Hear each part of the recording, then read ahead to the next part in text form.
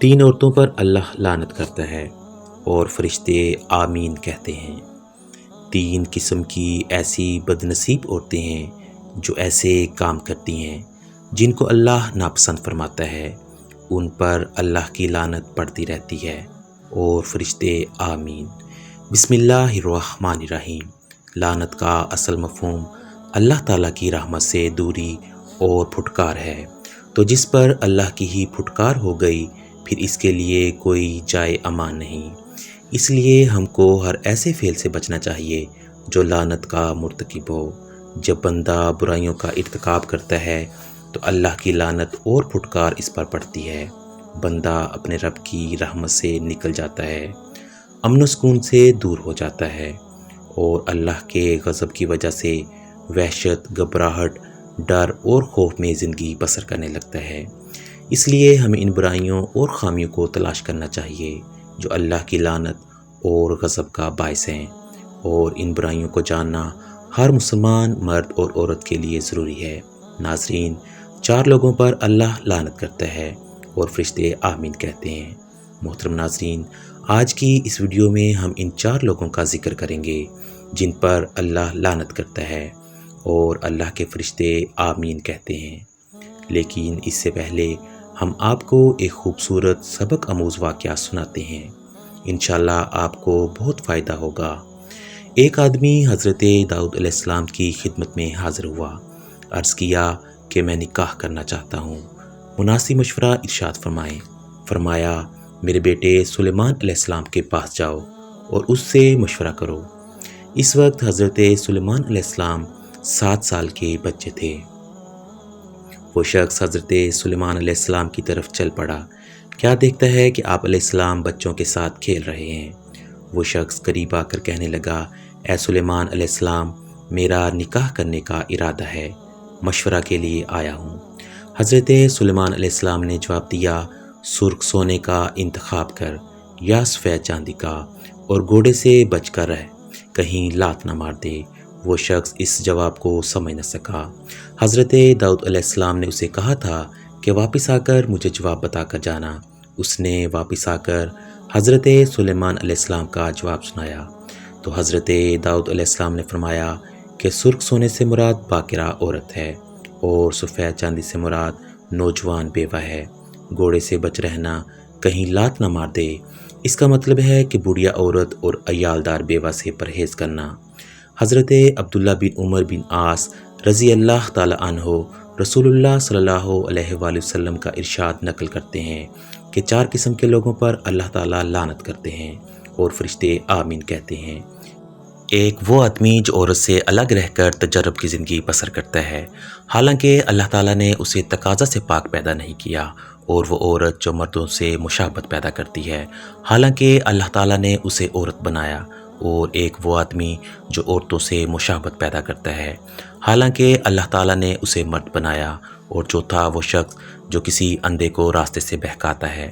حضرت انس بن مالک رضی اللہ تعالیٰ عنہ سے روایت کرتے ہیں کہ رسول اللہ صلی اللہ علیہ وآلہ وسلم نکاح کا حکم فرمایا کرتے، بلا نکاح رہنے سے منع فرمایا، نیز فرمایا کرتے کہ زیادہ بچے جننے والی اور بہت محبت کرنے والی عورتوں سے شادی کیا کرو کہ میں دوسرے انبیاء علیہم السلام کے مقابلہ میں تمہاری کثرت پر فخر کروں گا۔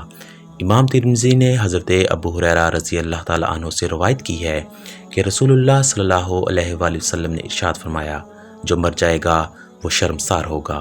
صحابہ اکرام نے عرض کیا، یا رسول اللہ صلی اللہ علیہ وآلہ وسلم، یہ ندامت کیا ہے؟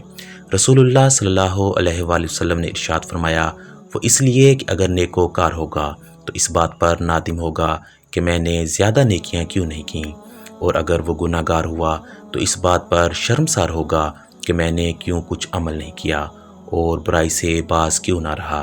محترم ناظرین، کہا یہی جاتا ہے کہ دوسروں کو سلام میں پہل کرنے سے عزت میں اضافہ ہوتا ہے، محفل میں دوسروں کو بیٹھنے کے لیے جگہ دینے سے عزت میں اضافہ ہوتا ہے، ہمیشہ اپنی غلطی کو تسلیم کر کے معذرت کر لینا عزت میں اضافے کا سبب بنتا ہے، ہمیشہ نرم لہجے میں دوسروں کے ساتھ گفتگو کرنے سے عزت میں اضافہ ہوتا ہے، دوسروں کی غلطیوں اور کوتاہیوں کو نظر انداز کرنا یا معاف کر دینا انسان کی عزت اور وقار میں اضافہ کرتا ہے۔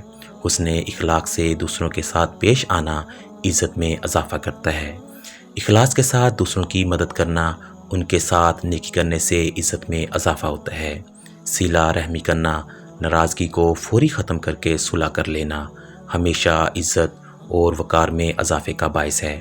تو ناظرین، اب آتے ہیں ہم اپنے موضوع پر کہ 3 قسم کی عورتوں پر اللہ تعالیٰ لعنت کرتا ہے۔ نمبر 1، زنا کرنے والی عورت۔ نمبر 2، مردوں کی مشابہت رکھنے والی عورت۔ نمبر 3، شوہر کو ناراض کر کے سونے والی عورت۔